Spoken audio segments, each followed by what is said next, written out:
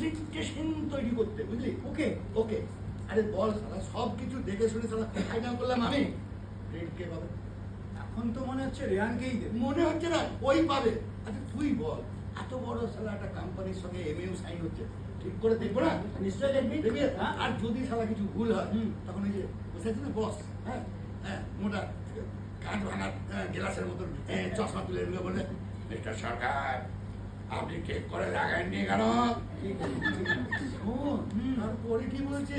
আবার কি বলবি? আরে বলছে সারাদিন আপনি অফিসে বসে কি করেন? আরে সন্তোষ, আরে 30টা বছর হয়ে গেল কিছুই করি না।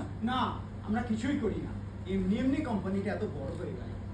বুঝলি সরকার, আমাদের বয়সীদের জীবনটা হলো জানিস ওই স্যান্ডউইচের মতো, উপর থেকে ফ্যামিলির চাপ, তরফ থেকে অফিসের বাস।